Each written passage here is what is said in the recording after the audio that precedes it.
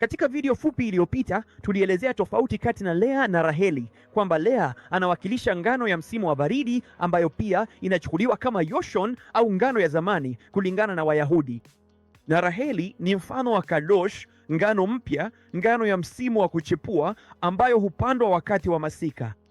Ukiangalia hili ni picha ya kinabii kabisa kuhusu siku za mwisho.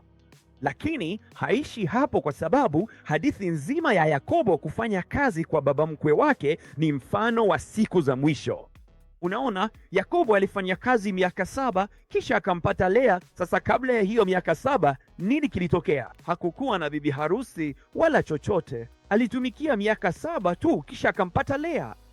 Hiyo kumpata Lea, hiyo ya zamani kabla ya mpya, huyo mzaliwa wa kwanza kabla ya mdogo, ni picha ya kabla ya dhiki kuu. Kwa hiyo inatokea kabla ya nini? Yakobo ana miaka 7 na mingine 6 iliyobaki. Basi ile miaka 7 inayofuata ni ile miaka 7 ya mihuri, ambapo ni kama alimtumikia Raheli ambaye rasmi anakuwa mke wake mwishoni mwa miaka 7 inayofuata.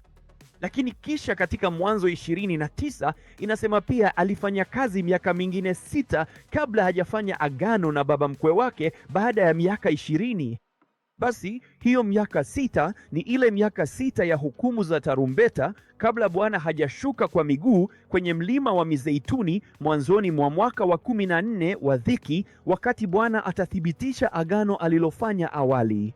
Inawakilisha picha kubwa ya miaka 20, na kisha Bwana anarudi katika mwaka wa 21 akiwa ameshuka kwa miguu kwenye mlima wa Mizeituni, ambayo mwishoni mwa siku ni miaka 7 ya utumishi, kisha bibi harusi wa kwanza, miaka 7 ya mihuri, miaka 7 ya tarumbeta ambayo itatimia mwaka wa 6, na kisha mwaka wa 7 wa mwisho. Ukiangalia vizuri, iko kila mahali kabisa. Ili kujifunza zaidi, tazama baadhi ya mafundisho yetu marefu hapa ambayo yanachukua kama dakika 15 na yanaingia kwa undani zaidi. Naomba yakubariki. Kwa sasa, kwa heri.